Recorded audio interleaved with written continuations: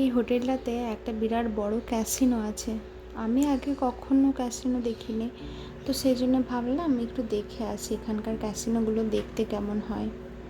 তো এটাই হচ্ছে আমাদের আর কি ক্যাসিনো যাওয়ার রাস্তাটা। এটা যদিও হোটেলের পার্ট, এরপরেই এই যে চলে এসেছি আমরা ক্যাসিনোতে। এখান থেকে মেন স্টার্ট হচ্ছে।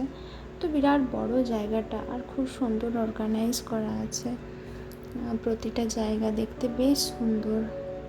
ওপর দিকে যেটা দেখতে পাচ্ছেন সেটা দেখে অনেকটা মনে হচ্ছে অরিজিনাল স্কাই, আকাশ ব্লু কালারের, দেখতে খুব সুন্দর।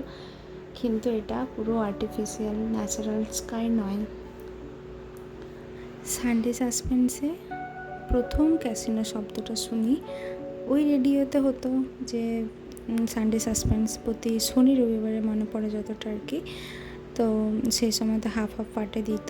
তো লালমোহন গাঙ্গুলি একবার ওই ক্যাসিনোতে গেছিলেন, তো সেখান থেকে প্রথম আমি এই ক্যাসিনো শব্দটা আর কি শুনেছিলাম যে ওখানে অ্যাকচুয়ালি কী হয়।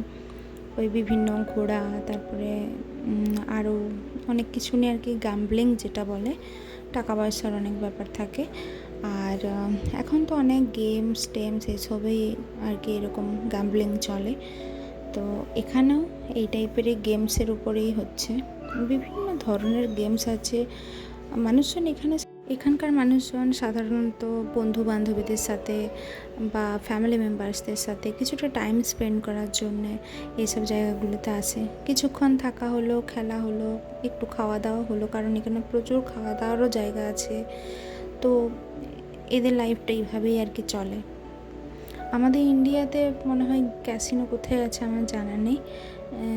আমরা তো অ্যাটলিস্ট মানে আমাদের ফ্যামিলিরও কেউ বোধহয় কখনো যায়নি।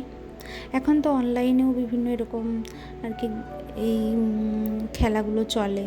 অনেকেই টাকা পয়সা লাগায় আর করে, অনেকে জিতে হারে, ওই গ্যাম্বলিং টাইপের আর কি।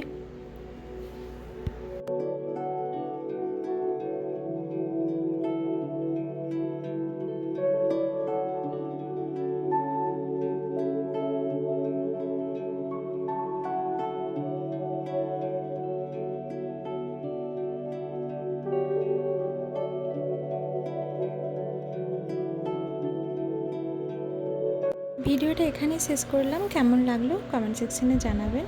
সকলে খুব ভালো থাকবেন, সুস্থ থাকবেন। চ্যানেলটা পারলে সাবস্ক্রাইব করবেন।